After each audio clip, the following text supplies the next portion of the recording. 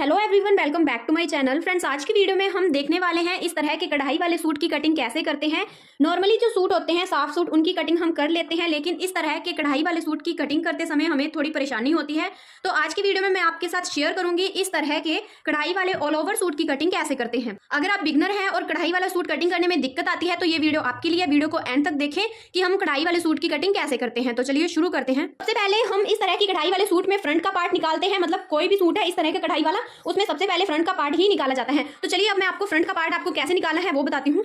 जो हमारी कढ़ाई थी उसको हमने इस तरह से सेट कर लिया है। ये हमारी दो लाइनें थी, इसके नीचे भी सेम इसी तरह से हमने इसके ऊपर रखना है जिस तरह की ये हमारी कढ़ाई है। और ये जो थे 4 फ्लावर थे, 2 नीचे हैं और 2 ऊपर। ये फ्लावर अगर आपके फ्लावर सही से नहीं आए तो आपका सूट सही से नहीं बनेगा। तो इसलिए जब भी आप इसे सेट करें, इनको एकदम बराबर में रखना है ताकि आपके सूट की कटिंग सही से हो। तो सबसे पहला इसमें काम रहता है कि हमें अपनी कढ़ाई को एकदम सेट करना है। मैं आपको एक बार दिखा देती हूँ कि हमने किस तरह से इसको सेट किया है। इस तरह से जो हमारी नीचे की एम्ब्रॉयडरी है उसके ऊपर हमने इसको एकदम से सेट कर दिया है। इसी तरह से हमने इसके नीचे की जो एम्ब्रॉयडरी थी उसके ऊपर इसको बिल्कुल एकदम सही से सेट करके रखा है। तो सबसे पहला आपने काम करना है अपनी कढ़ाई को सेट करने का, क्योंकि अगर आपने कढ़ाई सही से रख ली तो आपका सूट एकदम परफेक्ट बनेगा। और अगर आपने कढ़ाई को सेट करने में दिक्कत कर दी तो आपका सूट जो है खराब हो सकता है। तो सबसे पहले आपने अपनी कढ़ाई को सही से सेट कर लेना है। और अगर आपकी कढ़ाई के बीच में जिस तरह मेरे इसके बीच में फ्लावर हैं तो उसको आपने बिल्कुल इसके सेंटर में रखना है। जिस तरह मेरे पास ये 3 फ्लावर हैं इस सूट में, तो मैंने इसको बिल्कुल सेंटर से सेट करके रखा है।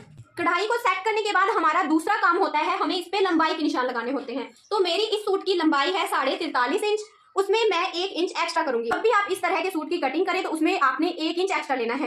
1 इंच एक्स्ट्रा क्यों लेते हैं? क्योंकि इधर हमें नीचे फोल्ड करने के लिए कपड़ा दिया रहता है, इसलिए आपने इस तरह के सूट में सिर्फ 1 इंच ही एक्स्ट्रा लेना है, जो कि 1/2 इंच हमारा शोल्डर में सीम अलाउंस का होता है। और अगर कोई लेडीज प्लेट्स वगैरह डलवा रही हैं तो उसमें प्लेट्स भी कपड़ा दबाती हैं, तो इसलिए आपने 1 इंच एक्स्ट्रा लेना है। तो मेरे इस सूट की लंबाई है 43.5 इंच, मैं इसमें 1 इंच एक्स्ट्रा लूंगी तो वो मेरे पास आएगा 44.5 इंच। तो अब मैं 44.5 इंच पे मार्क कर लूंगी। मैंने आपको बताया कि आपको कढ़ाई वाले सूट में 1 इंच एक्स्ट्रा लेना है, तो आप निशान कहां से लगाएंगे? आपको क्या करना है, जब भी आप कढ़ाई वाले सूट की कटिंग करें आपको हमेशा लंबाई का निशान लगाना है, यहाँ जहां से आपकी जो कढ़ाई है वो खत्म होती है नीचे से। तो यहाँ से हमें नीचे से ऊपर की ओर निशान लगाना है। तो देखिए मैंने इस तरह से कढ़ाई वाले साइड से लेकर यहाँ तक लंबाई के निशान लगा लिए हैं।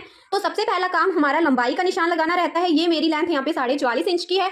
इसके बाद हम यहाँ से इधर लगाएंगे चौड़ाई के नाप। लंबाई के बाद हम चौड़ाई के नाप लगाते हैं। चौड़ाई का नाप आपने किस तरह लगाना है? आपका जो हिप है, अगर आपने मेजरमेंट लिया है बॉडी से मेजरमेंट जब भी हम लेते हैं तो हम राउंड में मेजरमेंट लेते हैं, यानी जिस तरह हमारी हिप है हम इसको इस तरह से मेजरमेंट लेते हैं बॉडी का। तो मेरी यहाँ की हिप है 40 इंच। 40 इंच का अगर आपने इस तरह से मेजरमेंट लिया है तब तो आपने अपनी हिप का निकालना है चौथा भाग।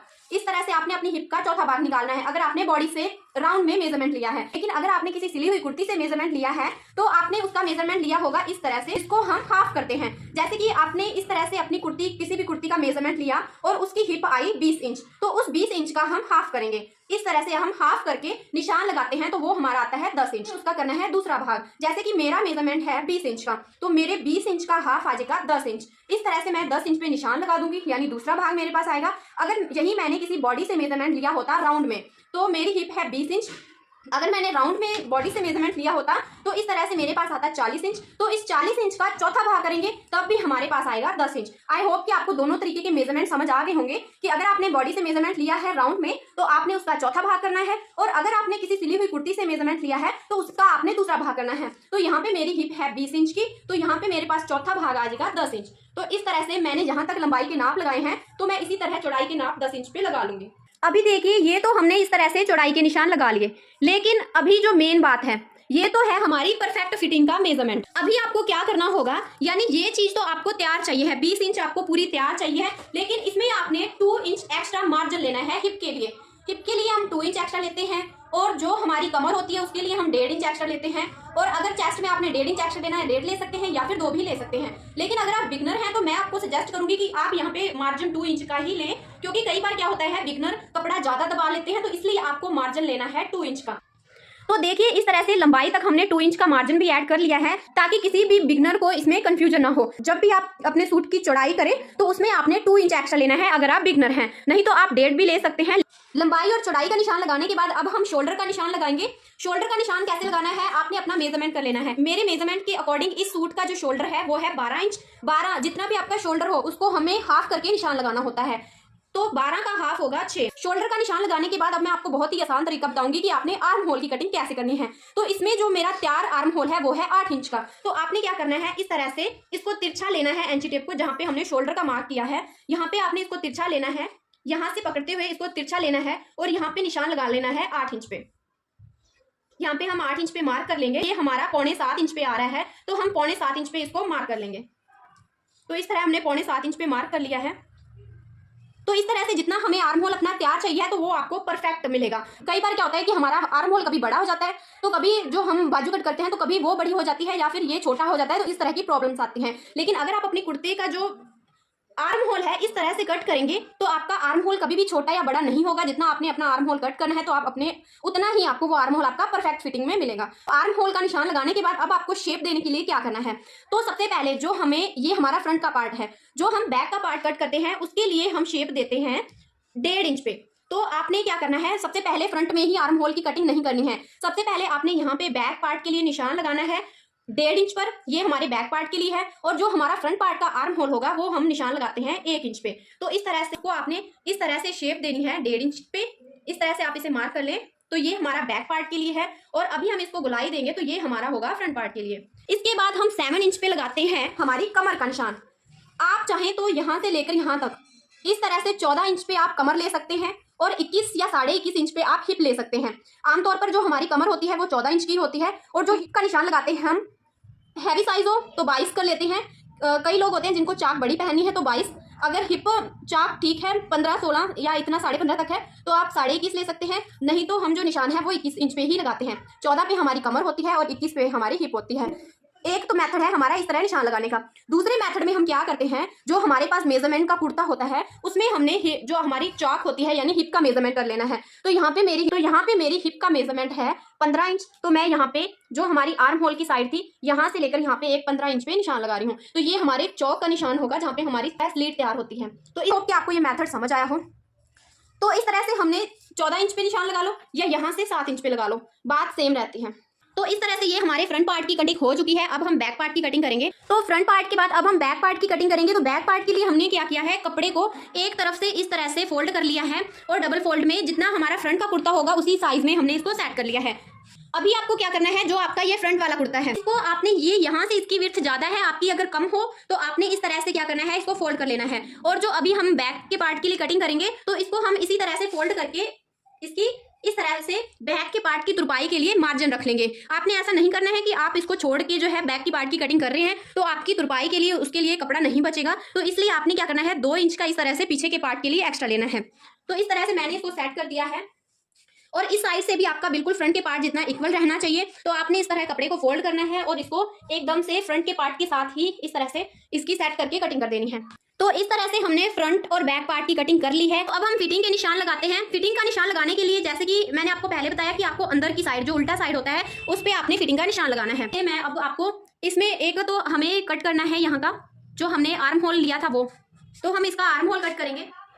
तो अभी फिटिंग के लिए निशान लगाने के लिए आपने क्या करना है, इस तरह से आपने कपड़े को थोड़ा सा फोल्ड करना है। फोल्ड करने के बाद मेरी इस कस्टमर का जो का मेजरमेंट है वो है 18 इंच। तो 18 पे मैंने यहाँ पे लगाया है 9 इंच। यहाँ पे मैंने कपड़ा एक्स्ट्रा क्यों लिया है, क्योंकि मेरे कस्टमर की डिमांड थी ताकि उनको कभी भी अगर कपड़ा टाइट हो तो उनको लूज करने में दिक्कत ना हो। इसलिए उन्होंने बोला था कि कपड़ा यहाँ से थोड़ा एक्स्ट्रा रहना चाहिए। आप इसे कम भी कर सकते हैं, 1.5 भी ले सकते हैं और 2 भी ले सकते हैं। ये आपकी चेस्ट है 36, जैसे कि कई लोग मेजरमेंट लेते हैं 36 चेस्ट, तो उसका आपने चौथा भाग करना है। मैंने दोनों ही तरीके आपको बता दी हैं कि अगर आपकी चेस्ट का आपने मेजरमेंट लिया है जैसे कि 36, 37, 38 इस तरह से मेजरमेंट लिया है तो आपने चौथा भाग निकालना है। लेकिन अगर आपने सीधा ही कुर्ती से मेजरमेंट लिया है तो इस तरह से उसका दूसरा भाग निकालना है। चेस्ट है 18 इंच की तो ये यहाँ पे आ जाएगा 9 इंच। इसके बाद जैसे कि हमने यहाँ पे निशान लगाया था 7 इंच पे, तो इस तरह से 7 इंच पे एक मार्क करेंगे।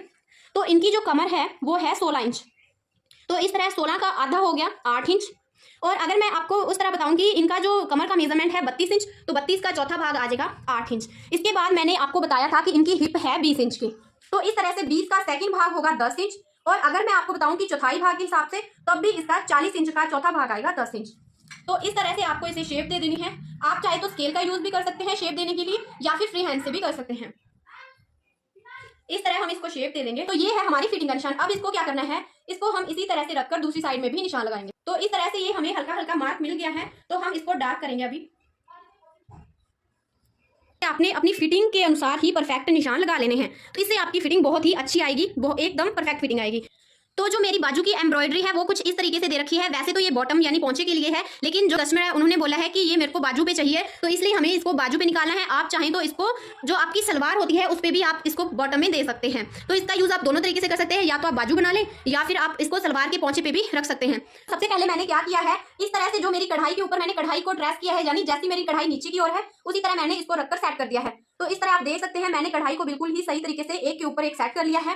तो अब हमें क्या करना है, तो सबसे पहले हम लंबाई की निशान लगाएंगे। जितनी आपको बाजू तैयार चाहिए तो हम लंबाई की निशान, तो इसमें मैंने लेंथ तैयार करनी है 17.5 इंच की, क्योंकि आगे मेरे को इसमें फोल्ड करने के लिए कपड़ा दिया है। तो अब मैं क्या करूंगी, ये ½ इंच ही ऐड करूंगी। ½ इंच क्योंकि जब हम शोल्डर को अटैच करेंगे तो वो मेरा ½ इंच सीम अलाउंस रहेगा, इसलिए आपकी जितनी भी बाजू की लेंथ होगी उसमें आपने ½ इंच ही ऐड करना है। और यहाँ पे आगे आप 1.5 भी ले सकते हैं। तो यहाँ पे मैं 1.5 इंच पे निशान लगाऊंगी।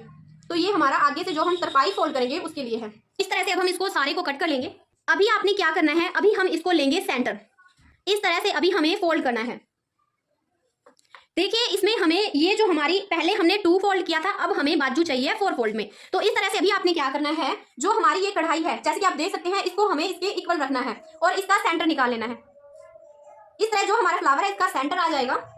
तो ये जो हमारा फ्लावर है बिल्कुल हमें सेंटर में मिलेगा। इस तरह से अगर हम बाजू जब वियर करेंगे तो ये हमारा जो फ्लावर है बिल्कुल सेंटर में आएगा। हमारा फोल्ड साइड होगा, इस साइड से आपने कटिंग नहीं करनी है, ध्यान रखें। तो अभी जो हमारी कढ़ाई वाली साइड होगी तो इस साइड होगी हमारी बॉटम, यानी आगे से जो हमारी मोहरी होती है इस तरह से। तो हमारी मोहरी का मेजरमेंट आएगा जो है वो है 5 इंच। इस तरह देख सकते हैं आप, बिल्कुल कढ़ाई के साथ आएगी 5 इंच, लेकिन इसमें हम 2 इंच एक्स्ट्रा लेते हैं। तो 7 इंच है तो आपने कटिंग करना है 7 इंच पे। तो इसी तरह अगर आपकी बाजू यहाँ से 6 इंच है तो भी आपने 2 इंच एक्स्ट्रा करके 8 इंच की बाजू कट करनी है। तो इनकी जो आगे से तैयार बाजू है वो है 5 इंच की, तो 2 इंच इसमें मैं एक्स्ट्रा करके 7 इंच पे ही कटिंग करूंगी। आपने अपने बॉटम का निशान लगा लेना है। बॉटम के बाद जब हमने कुर्ती कट किया है उसमें हमने 8 इंच का आर्म होल कट किया था। आपको इस तरह से देख लेना है, जैसे कि मेरे पास यहाँ पे 7.5 इंच का ही आ रहा है। तो मेरे को क्या करना पड़ेगा, जैसे कि मेरे को आर्म होल है लेना 8 इंच का, 8 इंच का आर्म होल मुझे तैयार करना है। आर्म होल तैयार करने के बाद उसमें एक्स्ट्रा भी तो चाहिए जो हमें सिलाई में ऐड करना होगा। तो इसके लिए आपने क्या करना है, यहाँ पे 2 इंच का एक्स्ट्रा हमें कपड़ा लगाना पड़ेगा। तो साइड से जो कपड़ा बचेगा वो हम एक साइड पे इसका कपड़ा लगाएंगे। तो जितना भी अगर आपका अलग है थोड़ा सा, आपके पास पूरा आपका जो है आर्म होल निकल रहा है तो आप वो भी निकाल सकते हैं। तो लेकिन इसमें मेरे को कपड़ा ऐड करना होगा एक साइड से, तो तभी मेरा आर्म होल तैयार होगा। तो जितना भी आपका आर्म होल हो, जैसे कि मेरे पास 8 इंच का आर्म होल मैंने तैयार करना है, तो उसके लिए आपने यहाँ से रखना है 2 इंच एक्स्ट्रा। 2 रख सकते हैं, 1.5 भी रख सकते हैं, ये आपकी मर्जी है। 1.5 भी रख सकते हैं, तो ये आप डिपेंड करता है आप पे। मार्जिन वाली साइड होगा और ये वाला साइड होगा, इसको आपने इस तरह से मिला लेना है। और ये मिलाने के बाद आपने यहाँ से 3 इंच पे लेना है और इसकी इस तरह से मार्किंग करके इसकी शेप दे देनी है। शेप देने के बाद ये तो था हमारा जो है बैक का। बैक के बाद आपने यहीं से ऐसे ½ इंच पे अंदर की ओर भी आर्म होल के लिए ड्रॉ कर लेना है, जो कि हमारा फ्रंट का आर्म होल होगा और ये हमारा बैक का आर्म होल होगा। आई होप कि आपको ये बाजू की कटिंग समझ आए, क्योंकि मैं इसमें कटिंग नहीं कर रही हूँ क्योंकि बाद में मेरे को कपड़ा भी ऐड करना है। इस तरह से आप कुर्ती बाजू की कटिंग कर सकते हैं। नेक्स्ट वीडियो में मैं आपको सलवार की कटिंग करूंगी बचे हुए कपड़े से। आई होप कि आपको कुर्ती की कटिंग समझ आई हो। तो वीडियो को लाइक करें, शेयर करें और सब्सक्राइब करें ताकि ऐसी वीडियो में आप तक ला सकूं।